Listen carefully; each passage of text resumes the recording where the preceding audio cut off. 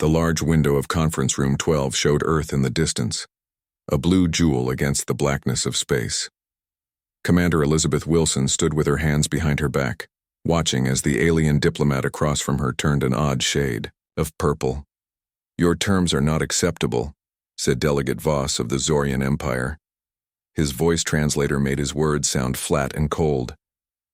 "You will submit to protective oversight, or you will face our full might." Elizabeth kept her face calm, though inside she felt her heart beat faster. 6 months of careful talks were falling apart right in front of her. Delegate Voss, Earth and her colonies wish to remain independent. We offer fair trade and peaceful relations. Surely there is room for compromise, she said. The alien's 4 eyes narrowed. Without another word, he turned and walked out of the yaw. Grosser, his guards followed him, their metal armor making loud noises on the floor of the neutral space station. Elizabeth touched the small device on her wrist. "Admiral Carter, the Zorians have left the talks. They gave us their final demand. Submit or fight." George Carter's voice came through clearly. "I understand. Return to Luna Command immediately. We need to prepare." The trip back to Earth's moon took only 3 hours in her fast shuttle. Elizabeth spent that time reading reports and sending messages. The Zorian Empire controlled 17 star systems. They had hundreds of warships and thousands of troops. Humanity had only settled 8 planets in 2 nearby star systems. The fight would not be fair. When she arrived at Luna Command, the main meeting room was already full. Military officers in their blue uniforms sat on one side. Government officials in formal clothes sat on the other. At the head of the table sat Defense Secretary Natalie Rodriguez, a small woman with sharp eyes and graying hair. "Commander Wilson, please take a seat," Rodriguez said. "We've been expecting this outcome for some time." Elizabeth sat down next to Admiral Carter, a tall man with dark skin and a serious face. "You expected the talks to fail?" she asked. Rodriguez nodded. "The Zorians have never accepted equal relations with any species they've encountered. They only understand power and control." A screen on the wall showed the positions of Zorian ships. Several large groups were moving toward human space. "Their battle fleets are already on the move," said Admiral Carter. "They'll reach our outer colonies in less than a week." The room grew quiet. Everyone knew what that meant. "So we fight?" asked Elizabeth. "Or do we surrender?" Secretary Rodriguez smiled. "Slightly. Neither. For 3 years I've been working on a third option. It's called Operation Silent Echo." She pressed a button, and the screen changed to show a complex plan with movement paths and timelines. "This isn't a weapon or a defense system," Rodriguez explained. "It's something the Zorians can't understand or fight against." Elizabeth leaned forward, studying the screen. "You want us to evacuate, all of us?" Rodriguez nodded. "Not just evacuate, disperse, separate, spread humanity throughout the galaxy in small, mobile groups." "That's running away," said one of the military officers. "No," Rodriguez replied firmly. "It's changing the nature of the conflict. The Zorians know how to conquer planets and defeat armies. They don't know how to fight an enemy that refuses to be in one place." Admiral Carter stroked his chin thoughtfully. "We've been building colony ships and transport vessels for years, more than anyone knows about." "Is this why?" "Yes," said Rodriguez. "We have enough ships to move our entire population. Not comfortably, but effectively. Each group will have a specific mission and destination." Elizabeth felt a mix of shock and admiration. "How do we organize something this big? We're talking about moving billions of people." "We've planned for this," Rodriguez said. "Every city, every colony has evacuation procedures in place, disguised as disaster drills. We can have the first ships leaving within 12 hours. The room erupted in discussion. Some voices were angry, others afraid. Elizabeth watched Secretary Rodriguez, who remained calm in the center of the storm. Finally, Admiral Carter raised his hand for silence. "I don't see another choice," he said. "We can't win a direct war. I won't send our people to die in a hopeless fight. And I won't surrender our freedom," added Rodriguez. "This way, humanity survives. We remain free. And we create a problem The Zorians have never faced before. The vote was quick. Operation Silent Echo would begin immediately. Elizabeth left the meeting with new orders. She would coordinate evacuations from the Mars colonies. As she hurried to her ship, she passed large screens showing news broadcasts. The public was just learning about the failed peace talks. Soon they would learn about the evacuation. On Mars, Elizabeth worked day and night. Huge transport ships arrived constantly. Paul Martinez, the director of evacuation operations, had turned the process into a precise science. Families moved quickly with their allowed possessions. Essential equipment from factories and labs was carefully packed. Nothing useful would be left for the Zorians. "We're at 80% completion," Martinez told her on the fourth day. He looked tired but satisfied. "The last transports leave tomorrow." Elizabeth nodded and looked out across the Martian landscape. Soon, this world would be empty of human life. The thought made her sad but also determined. That night she received a message from Secretary Rodriguez. "Zorian fleet has entered the solar system. Maintain schedule, no delays." The final day was tense. Elizabeth stood at the main spaceport, watching as the last civilians boarded their assigned ships. In the distance, she could see other ports all busy with departing vessels. As the final transport prepared to leave, Senator Rebecca Johnson arrived to address the remaining people. Her voice carried over the announcement system. "Today we leave. Our homes not in defeat, but in defiance. We chose freedom over territory. We chose survival over pride. We chose unity over submission. Wherever we go in this vast galaxy, we carry Earth with us. And one day, we will return." Elizabeth felt a surge of emotion as she boarded the last ship. Through the viewport, she watched Mars grow smaller. In orbit, she saw hundreds of other ships, all moving away in different directions according to their secret orders. The Zorians would find empty cities and abandoned colonies. They would claim a hollow victory, but humanity would not be conquered. They would become something new, something that could not be defeated by force alone. The real story of Earth was just beginning. As her ship prepared to jump to its assigned coordinates, Elizabeth wondered what the Zorians would think when they realized what had happened. Humanity had changed the rules of the game. High Commander Crack stood on the bridge of the Zorian flagship as it entered the Mars orbit. His scaled skin gleamed under the red lights of the command center. Around him, other Zorians worked at their stations, monitoring sensors and weapons. "Systems, report," Crax ordered, his four eyes fixed on the red planet below. "No military presence detected, High Commander," said his second-in-command.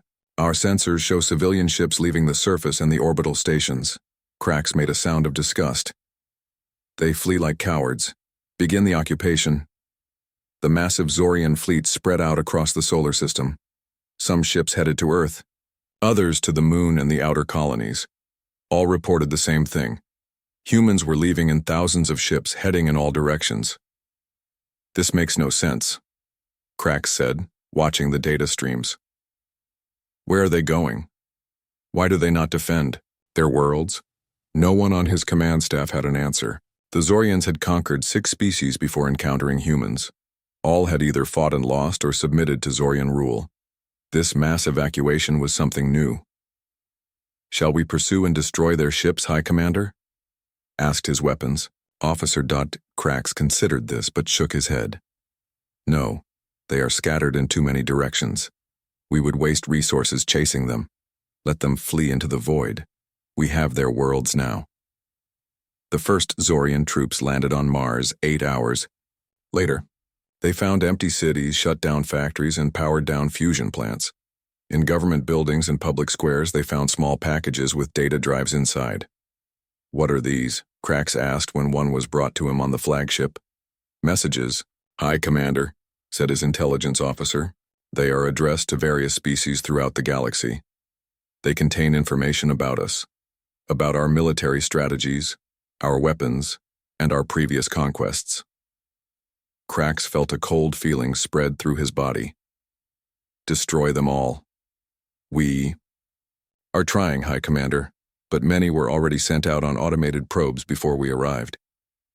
Far from Mars, aboard the colony vessel Horizon, Paul Martinez monitored the progress of the evacuation. The ship was crowded with 10,000 people from the Martian cities, their possessions packed into small containers that lined the walls. "All colony ships report successful jumps," said his assistant, a young woman named Laura Boyd. "We're tracking 512 separate groups, each following their assigned course." Paul nodded, looking at the large display screen that showed green dots spreading out from the solar system. "Any problems?" "Minor issues only. No Zorian pursuit so far." Paul wasn't surprised. The evacuation plan had been designed to overwhelm the Zorian response. Too many targets going in too many directions meant they couldn't effectively chase them all. "What about Earth?" he asked. Laura checked her data pad. "Final evacuations are complete. Secretary Rodriguez's ship just reported clearing the asteroid belt." Paul felt relief mixed with sadness. The evacuation had worked better than anyone had hoped. Nearly 95% of humanity was now in transit, heading for distant stars and hidden outposts. But their homes were lost, at least for now. "Send the signal to activate Phase 2, he ordered. In another part of the ship, Dr. Alan Phillips worked in a crowded lab. Around him, scientists and engineers from Mars University had set up temporary workstations. They were analyzing data from the Zorian occupation. "They've taken the bait," Alan said to his team. "They're securing empty buildings and patrolling empty streets. Meanwhile, we're implementing the real strategy." On his screen was a complex map of the galaxy. It showed not just the human evacuation routes, but also the territories of 24 other species. Many were small powers that lived in fear of the Zorians. Others were neutral, avoiding contact with the expansionist empire. "Our first diplomatic vessels have made contact with the Tellurians," said one of his colleagues. "Captain Ramirez reports they are cautious but interested in our proposal." The Tellurians were a technologically advanced species who had isolated themselves behind powerful defenses. They had the means to resist the Zorians but had chosen to hide instead. "What about the data packages?" Alan asked. "Being delivered as planned. The Zorians found some, but most were distributed through our automated systems before they arrived. Those packages contained carefully selected information, evidence of Zorian atrocities on conquered worlds, technical details about Zorian weapons, systems and their weaknesses, and proposals for mutual defense agreements between the smaller galactic powers. We're not just running away," Alan explained to a group of worried civilians later that day. "We're changing the game. The Zorians know how to fight armies and conquer planets. They don't know how to fight an idea spreading across the galaxy." Aboard the diplomatic vessel Olive Branch, Captain Sofia Ramirez prepared to meet with the Tellurian Council of Elders. Her ship had traveled at maximum speed for 3 days to reach their hidden system. "Remember," she told her crew, "we don't ask for charity, we offer partnership. We have knowledge and skills they need, and they have resources and safety we require." The meeting chamber was large and filled with light. The Tellurians were tall beings with smooth blue skin and large eyes. They watched cautiously as Sophia approached. "Why should we help you?" asked the chief elder. "The Zorians are powerful. We have stayed safe by avoiding their attention." Sophia activated a small projector that showed the data her team had compiled. "They grow stronger with each world they take. Eventually they will find you too. Alone we are all vulnerable. Together we might be strong enough to resist." She showed them human technology, medical knowledge, and agricultural techniques that could benefit the Tellurians. Then she showed the defensive strategies humans had developed. "We don't seek to live here forever," she explained. "We need a temporary home while we build something new, an alliance that can stand against the Zorian Empire." The Tellurians discussed among themselves in their musical language. Finally, the chief elder turned back to Sophia. "We will consider your proposal. In the meantime, your people may establish a small settlement on our 4th moon. We will continue talks there." It wasn't a complete victory, but it was a start. As Sophia returned to her ship, she received messages from other diplomatic teams. Similar scenes were playing out across the galaxy as humans made contact with dozens of species. Some welcomed them openly, eager for allies against the Zorian threat. Others were cautious but willing to listen. A few turned them away, too afraid of Zorian revenge. Back in the solar system, High Commander Krax walked through the empty halls of what had once been Earth's main government building. His troops had secured the planet with no resistance. "We have won a great victory," said his political officer. "The human worlds are now part of the Zorian Empire." Krax wasn't so sure. He looked out at the abandoned city beyond the windows. No prisoners to work in Zorian factories. No leaders to enforce Zorian rule on their people. Just empty buildings and silent streets. "This isn't a normal victory," he said quietly. "The humans are planning something. Find out what it is." But the humans were already far away, scattering like seeds across the galaxy, taking root in new soil, and beginning to grow into something the Zorians had never faced before. 6 months passed since the day humans left their worlds. The Zorian Empire found itself in a strange situation. They had conquered planets with good land, working infrastructure, and valuable resources. But there were no people to work the factories, or mine the minerals. No population to rule over. High Commander Krax stood before the Zorian Emperor in the Great Palace on their home world. The Emperor was larger than most Zorians, with deeper purple scales and 6 eyes instead of 4. He looked down at Krax with clear displeasure. "Explain again why these empty planets are causing us problems," the Emperor demanded. Krax tried to keep his voice steady. "Great Emperor, maintaining control of the human worlds requires troops and ships. Without a local population to work and produce goods, we must bring in our own people. This costs more than the planets currently provide in return." The Emperor made a harsh sound. "And the humans? Where are they now?" "Scattered, Great Emperor.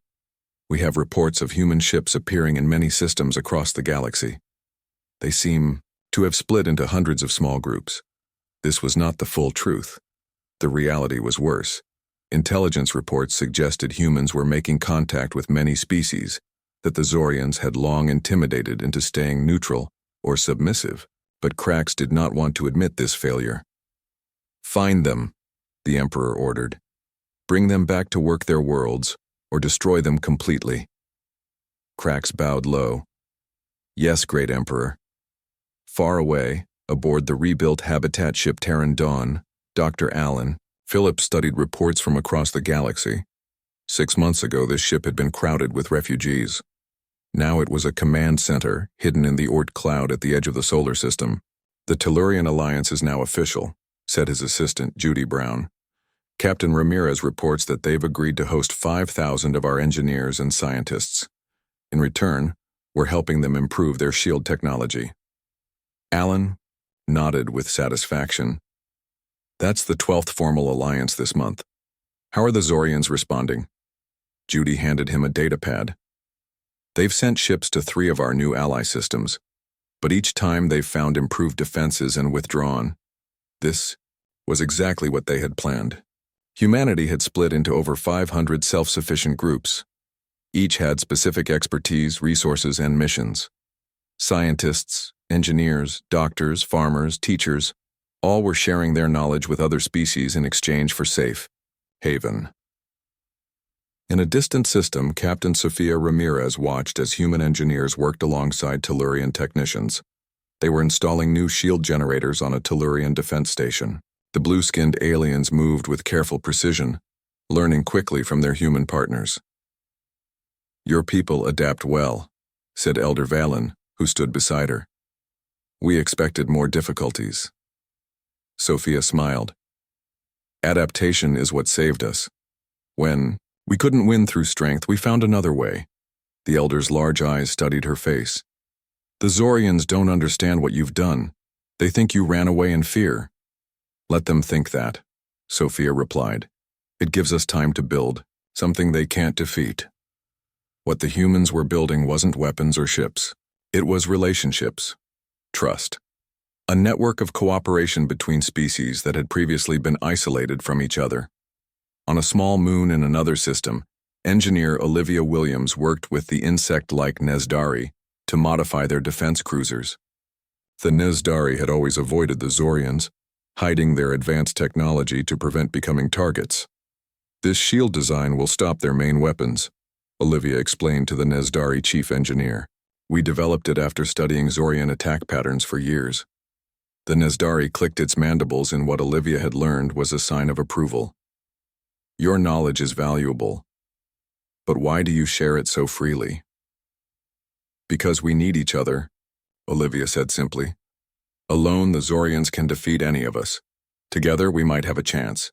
This scene repeated across hundreds of worlds as humans offered their knowledge, labor, and resources to species who might otherwise have turned them away. They brought medical advances to some worlds, agricultural techniques to others, and defensive technology to many. Meanwhile, the data packages humans had left behind were spreading information throughout the galaxy. Many species who had feared the Zorians now knew about weaknesses in their ships and strategies in their military planning. Back in human space, High Commander Krax faced growing problems. His report to the Emperor had been optimistic, but the truth was getting harder to hide. 3 minor species that paid tribute to the Zorian Empire had suddenly stopped their payments. When ships were sent to punish them, they found new defense systems that made attacks too costly. Where did they get this technology? Krax demanded of his intelligence officers. We believe humans have been sharing their knowledge, High Commander. One officer replied carefully. They seem to be creating alliances with many species. Krax slammed his fist on the table. Find their main fleet. Find their new homeworld. They must have a central base somewhere. But there was no main fleet, no central base. The human strategy of dispersal meant there was no single target to attack. On a garden world in a quiet system, former Earth Ambassador Kevin Franklin prepared to address the reformed Galactic Council. Once a minor organization with little power, the Council had grown in importance as more species joined together against Zorian expansion. Humanity didn't seek revenge when we were forced from our homes, Kevin told the assembled representatives. We sought to create a more balanced galaxy, where no single power could dominate all others. Many representatives nodded in agreement.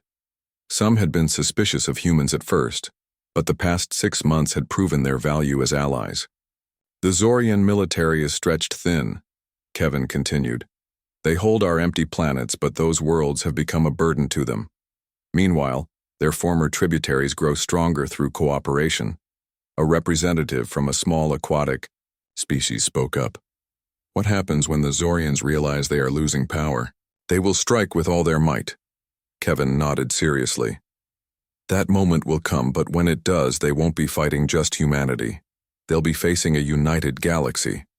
2 years after the evacuation of Earth, the Zorian Empire began to crack under pressure. More species were refusing to pay tribute. Trade routes once controlled by Zorian ships were now protected by mixed defense fleets.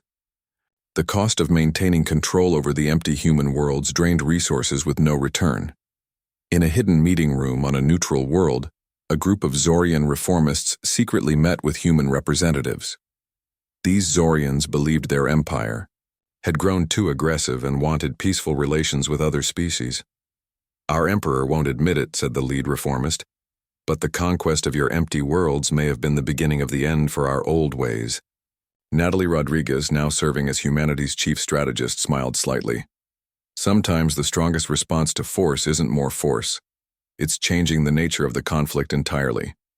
The dispersal strategy that had seemed like retreat was revealing itself as the most powerful weapon humanity could have chosen. 2 years after the evacuation, the Zorian Empire was not what it once was. The mighty conquerors who had ruled 17 star systems now struggled to maintain control.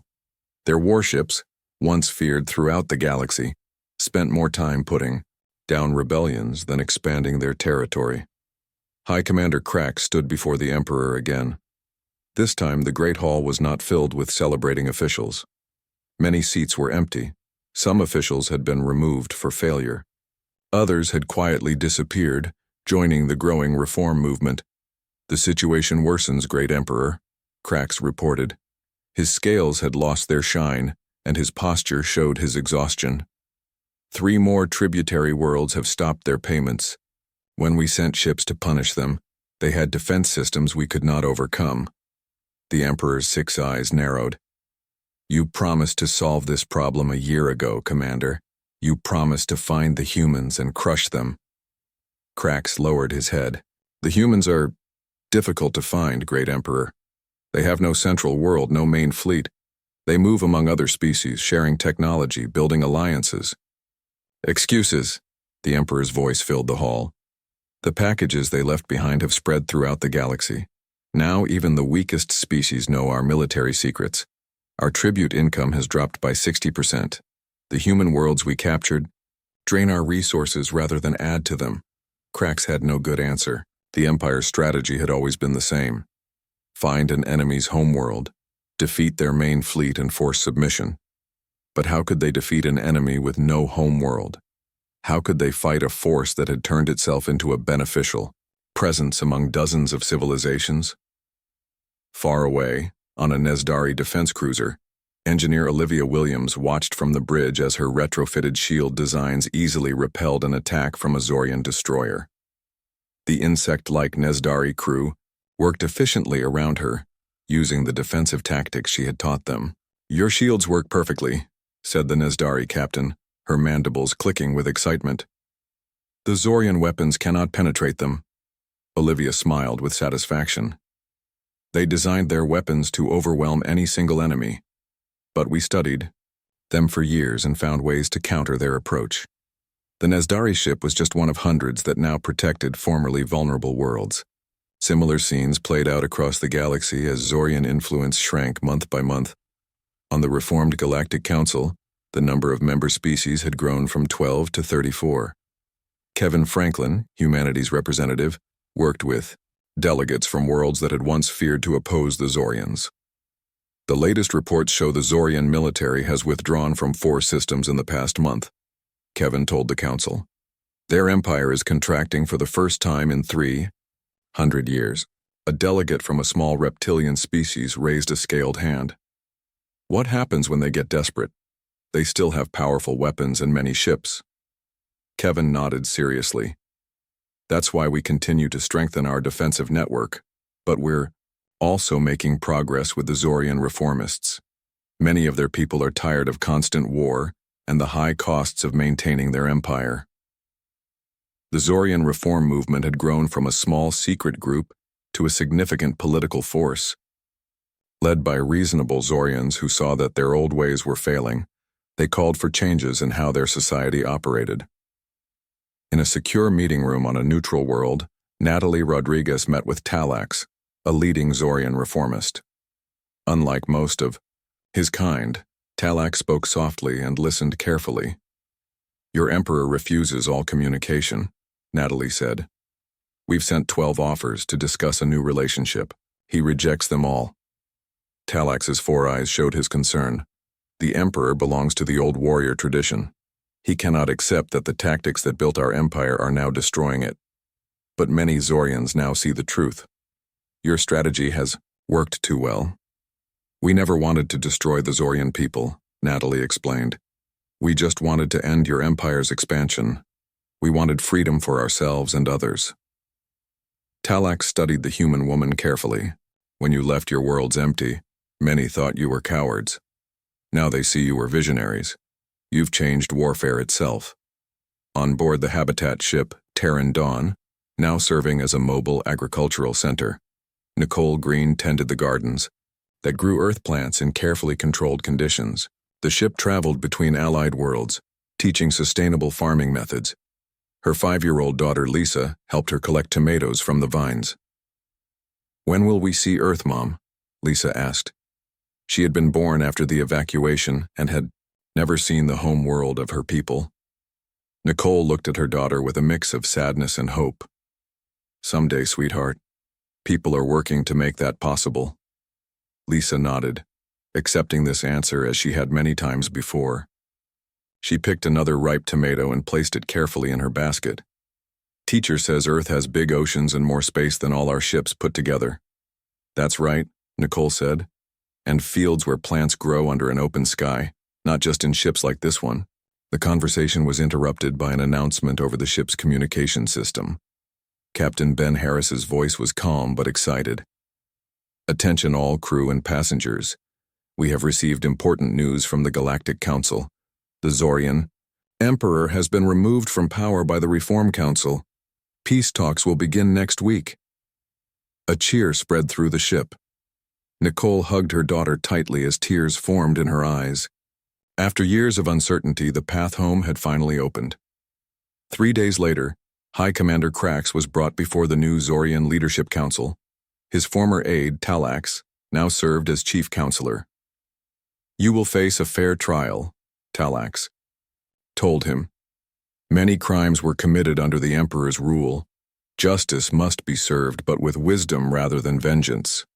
Krax looked around at the reformed council chamber. The old symbols of conquest had been removed. New images promoting cooperation and prosperity had replaced them. "The humans," Krax said with grudging respect. "They defeated us without firing a shot." Talax shook his head. "No, they showed us a better path. They proved that cooperation can be stronger than conquest, that sharing knowledge builds more than hoarding power, that making friends is more valuable than making subjects."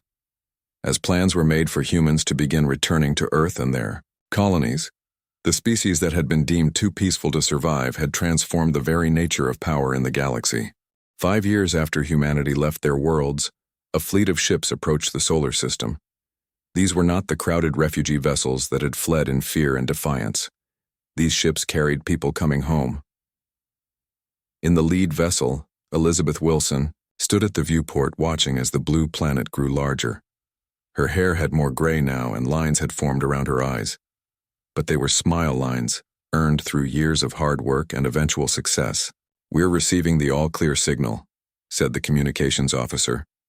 "Earth welcomes us home." Elizabeth felt tears in her eyes.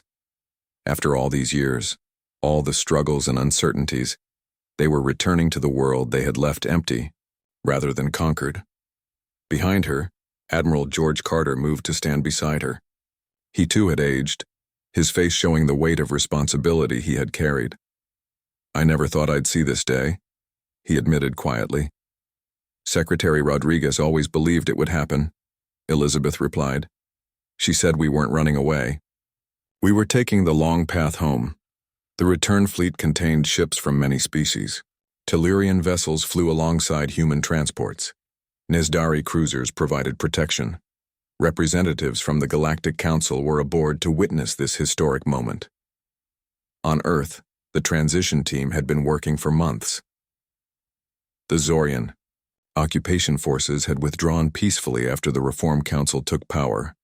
The planet had been empty for years, but now it was ready for people again. Buildings had been cleaned and repaired, farms had been replanted, power systems had been reactivated. As Elizabeth's shuttle landed at the main spaceport near what had once been Washington, she saw crowds waiting. These were the advance teams that had returned first to prepare for the main arrival. They cheered as the door opened and she stepped onto Earth soil for the first time in 5 years. "Welcome home, Commander," said Daniel Scott, who had led the transition team. Once a history professor at a major university, he now served as Earth's interim governor. Or should I say, Ambassador Wilson? Elizabeth smiled at her new title. She had been named humanity's first official ambassador to the reformed Zorian government. "Just Elizabeth today," she said. "This is too important for titles." In the weeks that followed, more ships arrived every day. People returned to their homes or built new ones. Children born in space or on distant worlds walked on Earth for the first time. The solar system began to live again. On Mars, Paul Martinez oversaw the reopening of the main colony. The red planet had been his responsibility during the evacuation, and now he watched with pride as people returned. The domed cities lit up one by one as families moved back in. "The farm domes will be producing food within 3 months," reported his assistant, Laura Boyd. "The universities will reopen next month. The manufactories are already starting limited production." Paul nodded with satisfaction.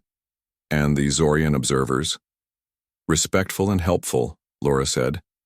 "They seem genuinely interested in learning how we govern ourselves." This was part of the peace agreement. Zorian observers would live among humans, learning about their democratic systems and peaceful ways. In return, Human advisors would help the Zorians reform their empire into something less aggressive and more cooperative. On a diplomatic station orbiting Earth, Natalie Rodriguez met with Talax, now the head of the Zorian Reform Council. They sat in a garden area designed to be comfortable for both species. "Your people returned quickly," Talax observed. "Already the planet shows signs of life and activity." Natalie nodded. "Humans adapt well. It's both our strength and our weakness." Talax's 4 eyes studied her with curiosity. "When the peace talks failed 5 years ago, our military leaders thought the choice was simple. Either you would fight and lose or submit and serve. They never imagined a third option. Sometimes the greatest power comes from refusing to play by your opponent's rules," Natalie said. "We changed the nature of the conflict." Talax made a gesture of agreement. "You have changed more than that. You have changed the galaxy. The Galactic Council now includes 42 species. Trade flows freely between worlds that once feared each other. Knowledge is shared, rather than hoarded." In a small town that was rebuilding, Nicole Green and her daughter Lisa planted a garden with real soil under an open sky. Lisa, now 10 years old, laughed as she felt rain on her face for the first time. "It's wet," she exclaimed, "and it comes from everywhere at once." Nicole smiled, watching her daughter experience simple joys that had been impossible on the crowded habitat ships. "This is how plants are meant to grow," she explained, "with real sunlight and real rain." Around them, neighbors worked on their own gardens and homes. Some were human, but others were not. A Tellurian family had moved in next door, their blue skin striking against the green trees. Down the street, a Nezdari engineer helped install a new power system. What had begun as a desperate evacuation had evolved into something unexpected, a truly interspecies community. Many non-humans had chosen to come to Earth, just as many humans had decided to remain on the worlds that had sheltered them. In the new government building in Washington, a special ceremony marked the official end of the crisis. Representatives from all 42 species of the Galactic Council gathered to sign the new Charter of Cooperation. Kevin Franklin, who had represented humanity through the darkest days, stepped to the podium. Looking out at the diverse gathering, he felt a deep sense of accomplishment. 5 years ago, when peace talks failed and humanity faced a choice between submission or destruction, we chose a third path. We scattered among the stars, not as conquerors or refugees, but as friends and partners. We shared our knowledge freely, built connections between isolated worlds, and proved that cooperation creates more strength than conquest ever could. He looked toward the Zorian delegation, led by Talax. "We returned to our worlds not in triumph, over defeated enemies, but alongside new allies. The age of empires has ended. The age of partnership has begun." Later that evening, Elizabeth Wilson stood on a hilltop, watching the sunset over a landscape she had feared she would never see. Again, the first stars were becoming visible in the darkening sky. "We came full circle," said George Carter, who had joined her for this moment of reflection. Elizabeth nodded. "But the galaxy we returned to is not the one we left. It's better." Above them, ships from a dozen worlds moved through Earth's orbit, not as conquerors or threats, but as visitors and friends. The species that had been deemed too peaceful to survive had not only survived, but had transformed the very meaning of power in the galaxy. Peace had failed 5 years ago, but in that failure they had found a greater peace than anyone had imagined possible.